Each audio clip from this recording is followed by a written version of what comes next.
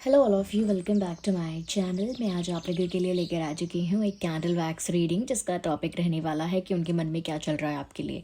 आपके जो पर्सन है, पार्टनर है, लव इंटरेस्ट है ना, उनके मन में आपके लिए क्या चल रहा है, वो कैसा फील कर रहे हैं, कैसा महसूस कर रहे हैं, हम ये जानेंगे। लेकिन ये रीडिंग जनरल है, कलेक्टिव है और इंट्यूटिव है पूरी तरह से। ओके क्योंकि कैंडल वैक्स रीडिंग है तो 100% इंट्यूटिव रहेगी ये रीडिंग। ओके व्यूअर्स, सभी ज़ोडिएक साइंस के लिए तो है ही ये। हम कुछ हैंड रिटन मैसेजेस भी देखेंगे, अगर ज़रूरत पड़ेगी तो हम टैरो कार्ड से भी क्लैरिफाई करने की कोशिश करेंगे। ओके व्यूअर्स, तो पेशेंस रखिएगा और जिस पर्सन के लिए ये रीडिंग देख रहे हैं उनके बारे में सोचना स्टार्ट कर दीजिए। ये रही हमारी कैंडल और ये है हमारे पास मैच बॉक्स।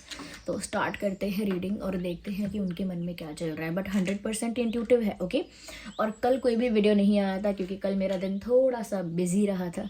ओके तो मैंने सोचा कि अब एक दिन का ऑफ लेना ज़रूरी पड़ जाएगा, तो इसीलिए अगर आप मेरे वीडियो का वेट कर रहे थे और वो अब तक नहीं पहुंच पाया तो उसके लिए I am very very sorry. Okay let's start. आप जानते ही हैं मैं हमेशा वीडियो पोस्ट कर ही देती हूँ if I am not that busy. Okay well, इसमें तो बात ही नहीं है। क्या है? मुझे लगा इस कैंडल में बात ही नहीं है तो ये जलेगा कैसे अब।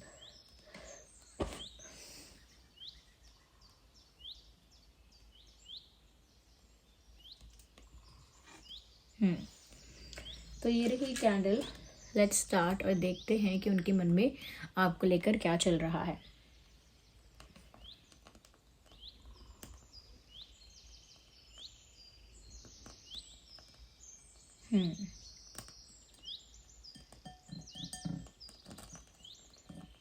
मुझे एक ऐसा वॉल्केनो जैसा दिख रहा है which is still not erupted, which is about to erupt. ऐसा लग रहा है कि कोई वॉल्केनो है जो अभी, कोई ज्वालामुखी है जो अभी फूटने की तैयारी में है। यानी ज्वालामुखी अभी शांत है। Okay it is about to erupt. मुझे ऐसा लगता है कहीं ना कहीं ये ज्वालामुखी मुझे किसी के गुस्से की तरह दिख रहा है, कि जैसे आपके मन में या आपके पार्टनर पर्सन के मन में किसी बात को लेकर गुस्सा है जो दबा हुआ है, पर ज़्यादा समय तक दबा नहीं रहेगा, फूटने ही वाला है। वो गुस्सा उजागर होने वाला है, ओवरफ्लो होने वाला है, आउटब्रेक होने वाला है उसका। वो बहुत समय तक पाबंदित या रोक कर नहीं रखा जा पाएगा, दबा कर नहीं रखा जा पाएगा। उसी तरह से मुझे यहाँ पर एक वोल्केनो दिख रहा है जो फटने वाला है, लेकिन अभी शांत है बट रेडी है। तो मुझे ऐसा लगता है कि कहीं ना कहीं आपके पर्सन का ये कोई इमोशन हो सकता है जो एक्सट्रीम इमोशन है। अगर दुख है तो एक्सट्रीम दुख है जिसको उन्होंने दबा के रखा है, लेकिन वो उभर कर बाहर आने वाला है। ज़्यादा दबाओगे उतना ही प्रेशर से वो चीज़ बाहर आएगी। तो वो दुख हो सकता है, गुस्सा हो सकता है, प्यार भी हो सकता है, बट कुछ एक्सट्रीम है। मैंने गुस्से को पहले इसीलिए लिया क्योंकि ज्वालामुखी में आग होती है और आग जो है वो गुस्से के ही समान है।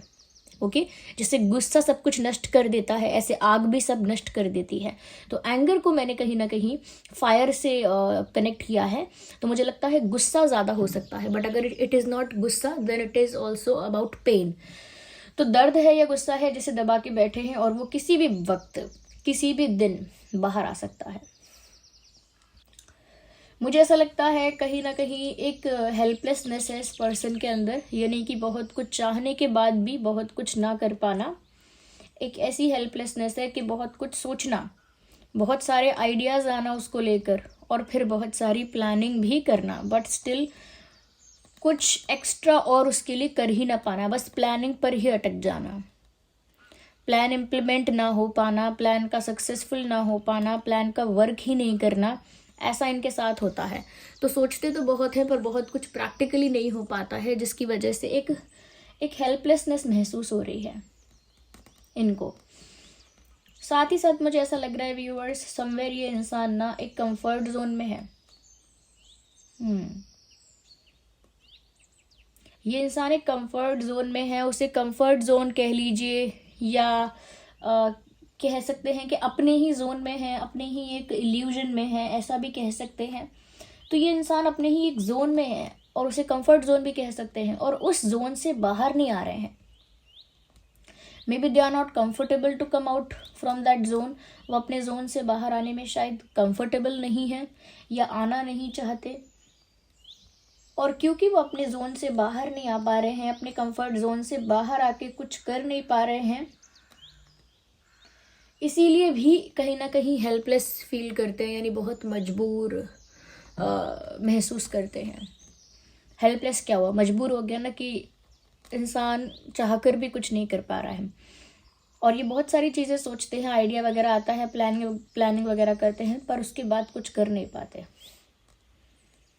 यस, तो कंफर्ट जोन से बाहर नहीं आए हैं, और कहीं ना कहीं अंतर मन में इनको ये बात पता है कि कुछ करने के लिए, कुछ इफ़ेक्टिव करने के लिए, कुछ सक्सेसफुल होने के लिए उन्हें अपने कंफर्ट जोन से बाहर आना होगा। उनका जो भी आइडिया, जो भी डिज़ायर है, अगर वो उसमें सक्सेसफुल होना चाहते हैं तो उनको अपने कंफर्ट जोन से एक्चुअली बाहर आना होगा।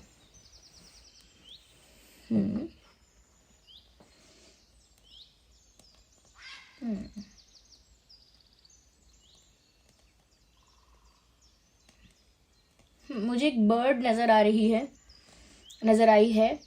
उस बर्ड का ऐसा नहीं लग रहा कि वो उड़ रही है। इट लुक्स लाइक कि जैसे वो कहीं डाल पर या कहीं पर बैठी है।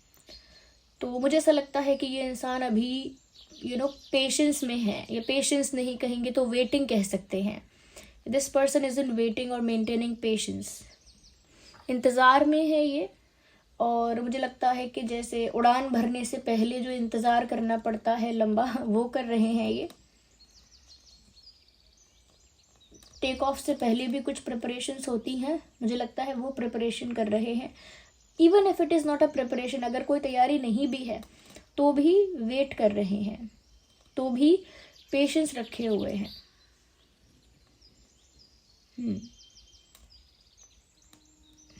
इंटरेस्टिंग।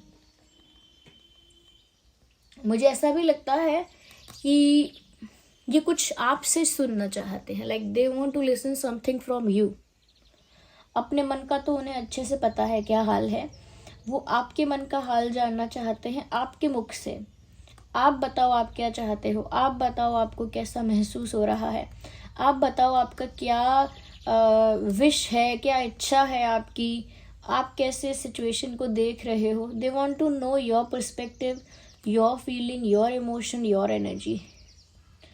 यस, जैसे इस रीडिंग के थ्रू आप देखना चाह रहे हैं कि वो इंसान के मन में क्या है, ऐसे ही वो चाहे देख पा रहे हैं या नहीं किसी टैरो रीडिंग से या किसी तरह से, लेकिन इच्छा उनकी भी यही जानने की है कि आपके मन में क्या है viewers. Even they want to know the same, उनको भी बस वही जानना है।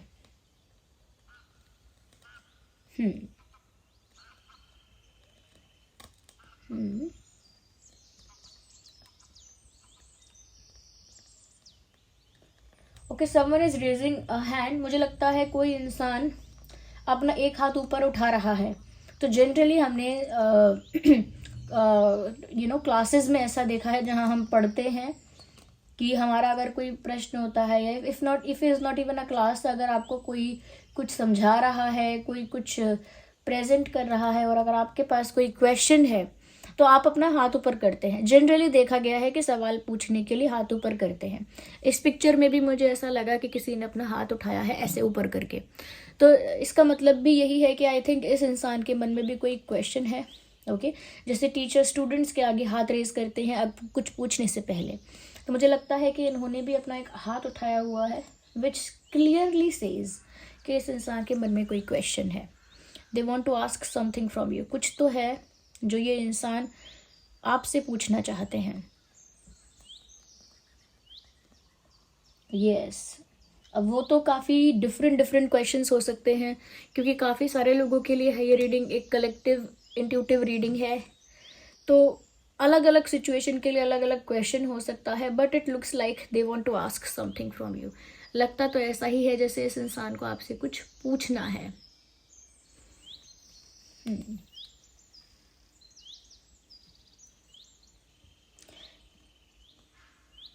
एक मैसेज तो चैनल हो रहा है, शायद इन्हें यही पूछना हो। I think they want to ask you, do you even care? क्या आपको फ़र्क भी पड़ता है? क्या आपको परवाह भी है? ये आपसे पूछना चाह रहे हैं। उनको शायद ये देखना है कि आपको कितना फ़र्क पड़ा है, आपको कितनी परवाह है। Do you care about it at all? क्या आपको फ़र्क पड़ता है इस चीज़ से, या क्या आपको फ़र्क पड़ता है किसी बात से? तो मुझे लगता है कि आप कितने अफेक्टेड हैं, कितना आपको फ़र्क पड़ा है, ये जानना इनके लिए ज़रूरी हो गया है।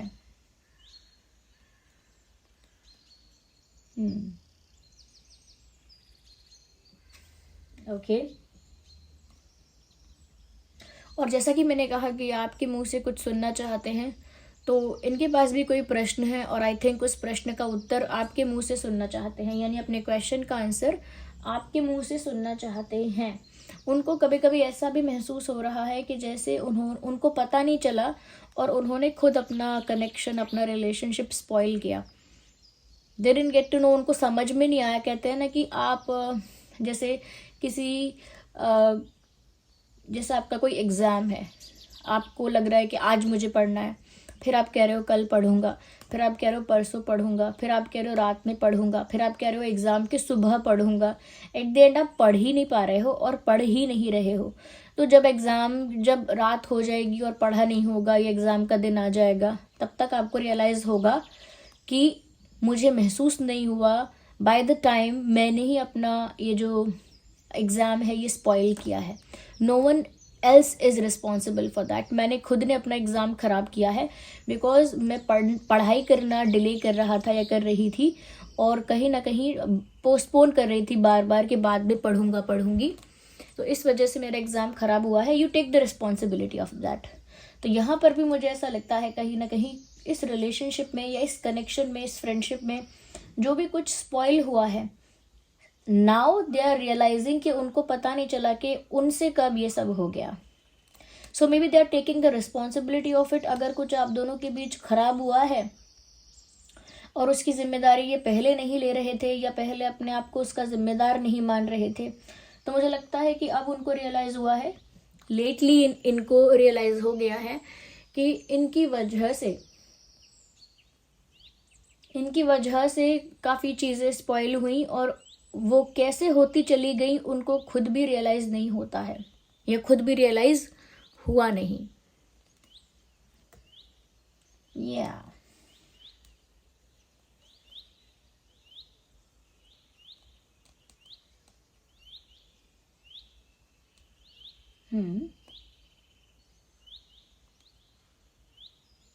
आई can see a mountain also. मुझे लगता है कि एक बड़े लेवल की कठिनाई, एक बड़े लेवल का ऑब्स्टेकल इनके सामने आ गया है।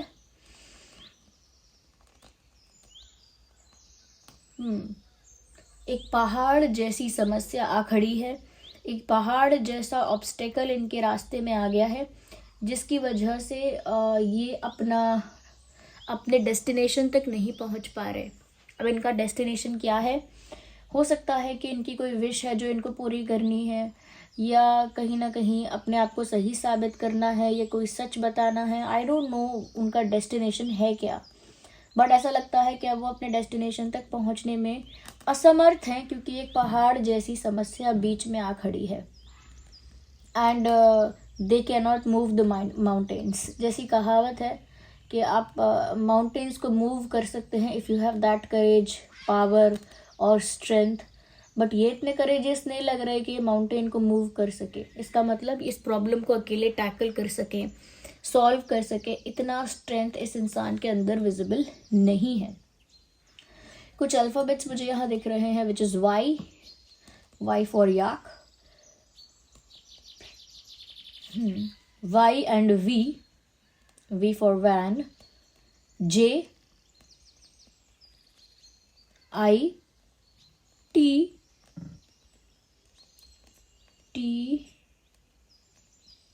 M, W, O, U. What is this? I think it's a question mark. I think प्रश्न है कोई, एक क्वेश्चन मार्क भी दिख रहा है।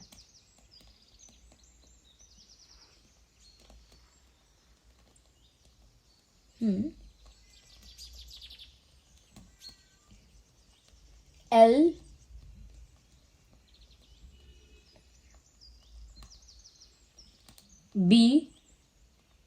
ई बी शायद चैनल हुआ है तो बी पर ई भी मुझे दिख रहा है। तो ये कुछ अल्फ़ाबेट्स थे व्यूअर्स। कैंडल तो ऑलमोस्ट ओवर हो चुकी है, इससे पहले कि मेरा हाथ जल जाए let me blow it up. Okay, thank God, still not that good. Look at this, still wax on my hand. चलिए अब हम आगे ना कुछ चार्म्स को भी देखते हैं। Wait a second.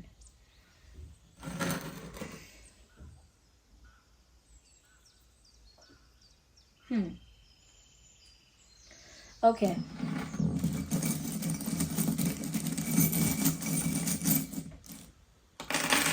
So here we have some charms. Okay, we have a flower here.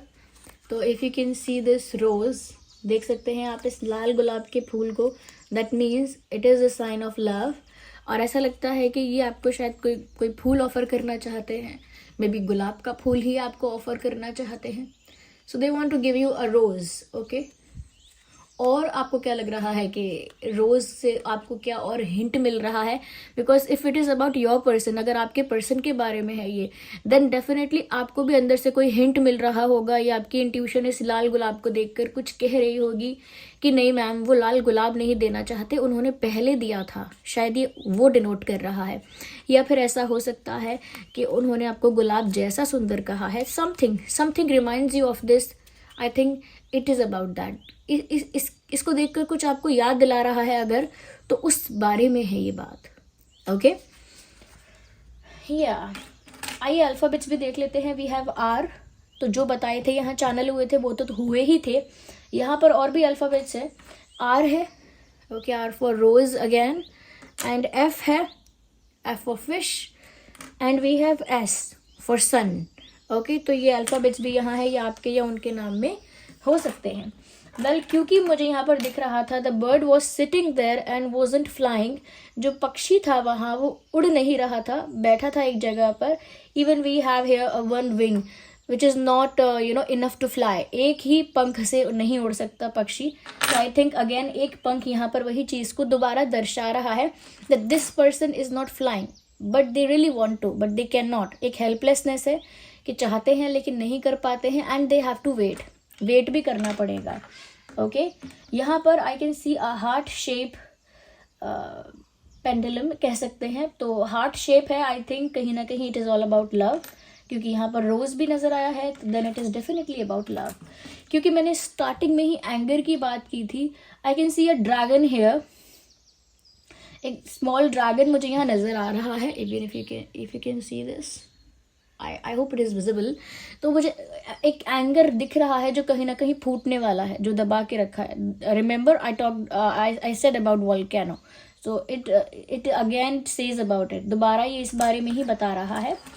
And then we have glasses. तो हो सकता है ये सन ग्लासेस पहन रहे हैं आजकल, या देखा है आपने इन्हें पहने हुए रिसेंटली।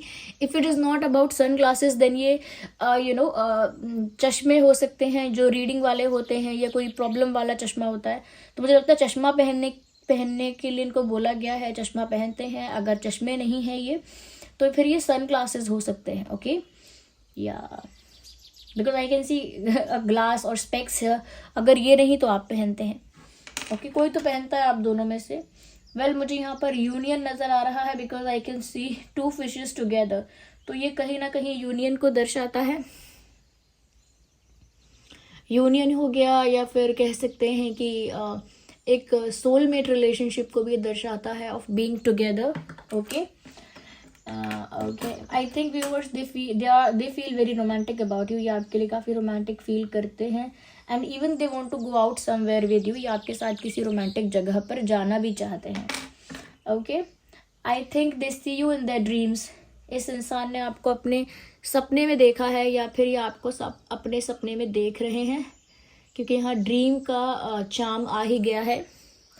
तो हो सकता है कि आपको अपने सपने में देखा है, हो सकता है आपने भी इनको अपने सपने में देखा हो। That could be possible. Okay, मुझे लगता है they think that you are very elegant. They think whatever the shape and size of your body is, it is just perfect, it is just mesmerising and charming. उनको लगता है जैसे भी आप दिखते हैं, जैसा भी आपका कदकाठी है, बहुत सुंदर है, बहुत एलिगेंट है, बहुत ग्रेसफुल है। So this last one is about your beauty, कि आप बहुत ब्यूटीफुल हैं, ग्रेसफुल हैं, एलिगेंट हैं. So this was the reading. I hope it was helpful for you. I hope ये रीडिंग जो है कहीं ना कहीं रिलेट करती है, रेजोनेट करती है. कमेंट करके बताइए कितना रेजोनेट करती है. ओके, और कल रीडिंग ना पहुंचाने के लिए मुझे माफ़ कीजिए, और साथ ही साथ इस रीडिंग को क्लेम करने के लिए एंजल नंबर टाइप कीजिए. जो भी एंजल नंबर आपको करेंटली दिख रहा है उसे टाइप करके रीडिंग को क्लेम कीजिए. जिस भी फॉर्म ऑफ गॉड पर आपका फेथ है, कमेंट्स में उनको ग्रैटिट्यूड शो कीजिए, थैंक यू कीजिए. चलिए फिर मिलते हैं अगली रीडिंग में. तब तक के लिए bye bye family. Love you all, take care.